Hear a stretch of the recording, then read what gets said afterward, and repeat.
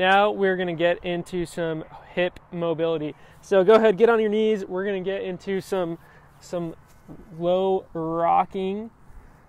So we're just gonna go back and forth here, and then we're gonna go ahead and play with your hips, kind of go in like a circle, semicircle as you go around.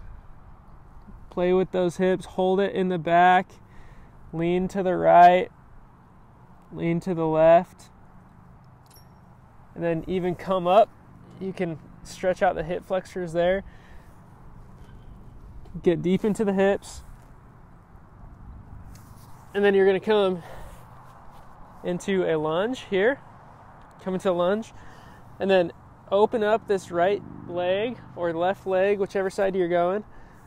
Let this knee really drop to the side. And then sway your hips up and to the right. You should feel your hip flexor open. And you should feel that hip capsule in that right hip really open as well.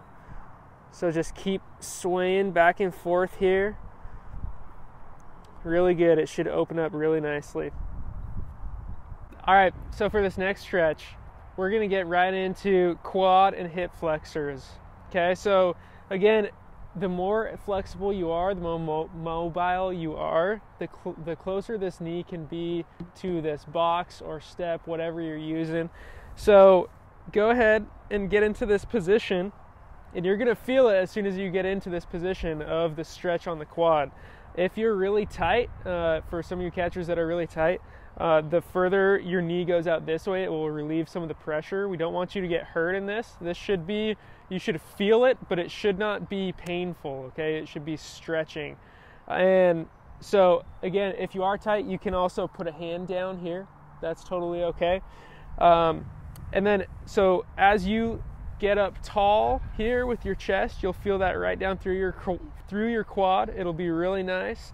Then as you kind of lean forward with your hips, you'll feel your hip flexor really start to open up. It'll be really nice. We're going to come back to this position to close out the flexibility and go into the strength. Okay, so if you remember from the warm-up, getting some of these hip swivels, what we want to do is we want to get into a nice 90-90 right here.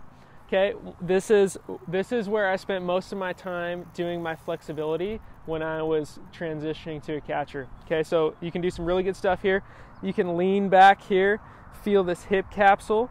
Okay, then you can come over here, lean over this leg here. You'll really feel that in your glute, and when you turn, you'll get some nice internal rotation on that as well.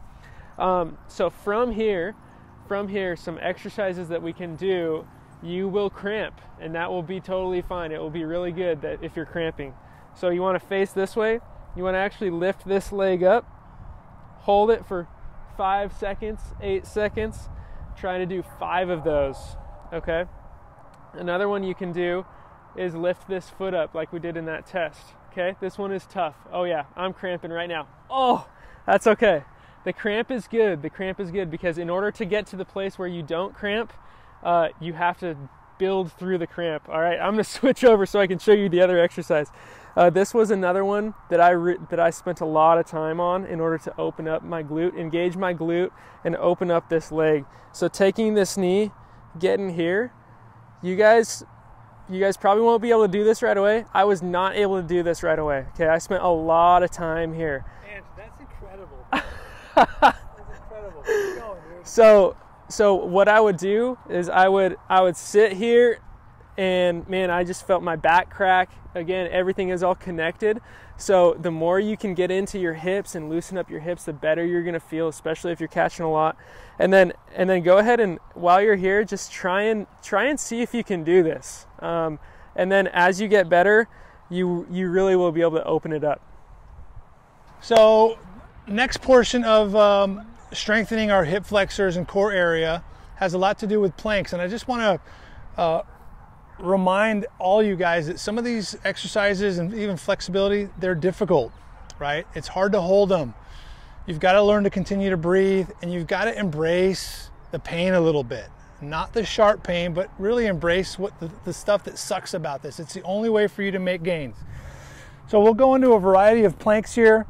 Obviously we can go from the high plank We can go down to our elbows, okay? This is a good one to rotate from one hip to the other, kind of hip rolls, okay? One for our abductors, okay? One that I've embraced is just getting the knee down, taking the hip up, taking the foot out there, right? Obviously, we want to do this for about 40 to 50 seconds on each side. Another one off of a side plank. Off of a side plank here is you take your top foot behind and then raise the foot that was on the ground, or the left foot, the foot that was in front. Okay, I'm already shaking right here. That's great for the adductors, okay? So you've got to be able to mix in a variety of planks, both to strengthen up the abductors and the adductors. Okay, so let's keep going on our strength for our hip flexors and our core. So we got ankle weights. We got 10-pound ankle weights. This is going to be a good weight for anybody that's 16, 17, 18, 19 years old. Adjust your weight as needed for some of our youth ages. So we're going to go single leg lifts in each direction. So Ange, go ahead and show them here. Okay, 8 to 10 inches off the ground. Okay. Now he's going to roll to his side. Okay, we're going to do 15 to 20 on each. 15 to 20 on each. Hammy glute. Left leg, 15 to 20 on each. Okay, and the hardest one, the adductors, internal, 15 to 20 on each. Okay, obviously we'll do both legs, 3 to 4 sets. Good job, Ange. Okay, next strength exercise is for the hip flexor, lower end of the core. Okay, very similar to the assessment. We're going to pull that knee up, try to get it as close to the shoulder as we can. We're going to do holds for 8 to 10 seconds. We'll do about 7 to 8 reps for these. Okay, that would be 1 rep. Boom. Up, 2nd rep. Hold it for about 7 to 8 seconds. Okay. Boom, good. Okay, now this one might be a little bit harder. We'll get off the ledge just a touch. We're going to go straight leg, heel on the ground. Now we're going to come up. We're only going to hold this for 3 to 4 seconds. Boom. Okay, there's 1. Up. 2. Make sure you hit both legs. All right, coming back for some internal and external rotation on the hips. Come right here, we're going to get right back into the 90-90, and we're going to get into some external rotation here as the femur is rotating externally. Take that right shoulder down to the left knee, then come up. Then we'll get some internal rotation here as we twist our chest to get back to this heel. Come back down to the knee, twist your chest, and then go ahead while you're here, and you can use your hand if you need to pump this leg. Then we can go ahead and flip on over. All right, take the shoulder down to the knee, come back up and twist, shoulder down to the knee, come back up and twist. Then we can come here for some glute stretch. This will be some external rotation again as we're rotating the femur externally. Push that knee, pull that foot, and go ahead and bring this right leg up, right? Keep some pressure here, and then roll on over to the side so that your foot is flat. You can even press on the knee a little bit here. You should feel that hip capsule opening. And you can put your knee down if you want. You should have a really good stretch right here. All right. Okay, so now we have internal and external rotation strength. Okay, so we're going to get into a modified 90-90 here, and we're going to get into a bridge. So from here, you should be able to raise up. Okay, you're going to have to use both internal and external rotation as you go up and down here. Okay, and then switch and go to the other side. And then from after that, we're going to get down here to the test that we did before. And so bring this leg up, and we're gonna lift the heel again. Hold that 5 to 10 seconds, and then we're gonna keep the foot on the ground, raise the knee 5 to 10 seconds, and then go ahead and lift up that whole leg 5 to 10 seconds. All right, so we have ankle mobility here. There's no strength for this one, just flexibility. So go ahead and just get in a lunge position like this. If you have access to a dumbbell or a heavier weight, you can do that. Put it right here on your knee.